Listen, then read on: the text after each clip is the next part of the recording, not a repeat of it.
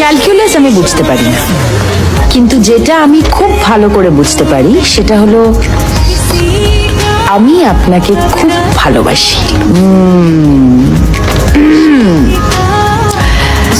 And I love how you smell.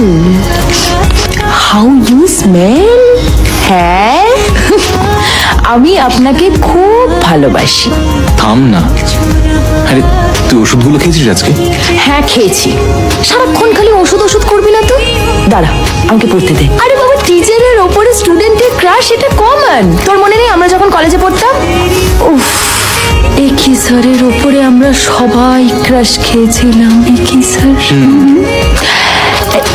এই বলছি, মেয়েটার কি নাম জানতে পারলি রে? কারণ চিঠিতে তো কোথাও নাম লেখেনি। আমাদের কোচিং এ অতগুলো ক্লাস, সেখানে কয়েকশো মেয়ে পড়ে, কি করে বুঝবো আমি কোন মেয়েটা? আর তুই তখন থেকে এটা নিয়ে পড়ে আছিস কেন বলতো? তুই না কিছুই জানিস না, জানিস তো? পড়ি, দাঁড়া পড়তে দে চিঠিটা। আমি আপনাকে এতটাই ভালোবাসি যে I can't live without you. Believe me, Nishan, I seriously can't live without you. আচ্ছা, আমরা দুজন দুজনকে কোনোদিনও can't live without you বলেছি? মানে আমি যদি তোর জীবনে না থাকি তুই বাঁচবি না? আমাদের সব বানিয়ে বানিয়ে বলতে হয় না। আমরা দুজনে দুজনের সঙ্গে। যারা এসব বলে তারা বলার জন্য বলে, আর যাদের হয় তাদের এমনি হয়, বলতে হয়। না রে, যে চিঠিটা লিখেছে না সে ভীষণ মন দিয়ে লিখেছে রে। সুন্দর করে মিষ্টি করে চিঠিটা লিখেছে।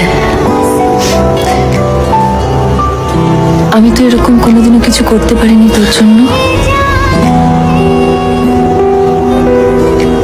না রে, সিরিয়াসলি, বিয়ের আগে 3 বছর প্রেম করেছি, হাতে লিখে একটা চিঠি পর্যন্ত দিইনি তোকে। আমাদের বিয়ের 3 বছর হতে চললো না, শুধু বাজার থেকে কিনে মেটেরিয়ালিস্টিক গিফট দিয়েছি তোকে। আমি তো আলাদা কিছু কোনোদিনও করতে পারিনি তোর জন্য।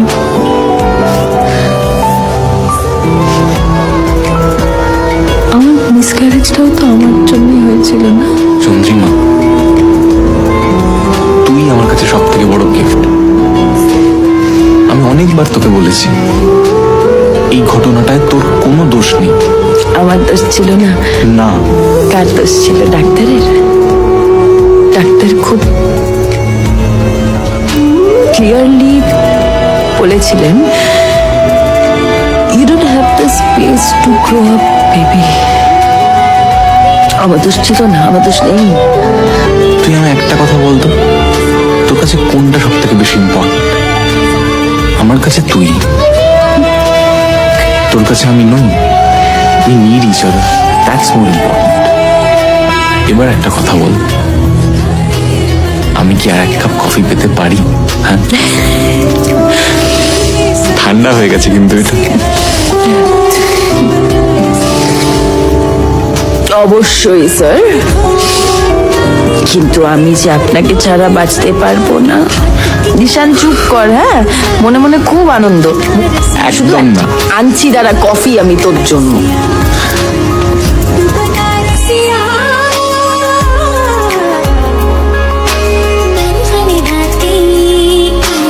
ওয়েট,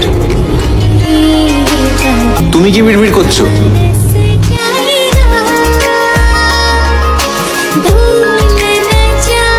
আমি জানি না আমি ঠিক না ভুল, কিন্তু সত্যি বলতে তোমাকে দেখলে আমার ঠিক ভুল গুলিয়ে যায়। একটা রিকোয়েস্ট করবো নিশান,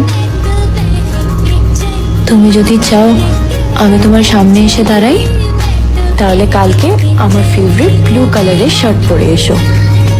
আমি নিজে গিয়ে তোমার কাছে ধরা দেবো, তারপর সবকিছু তোমার হাতে।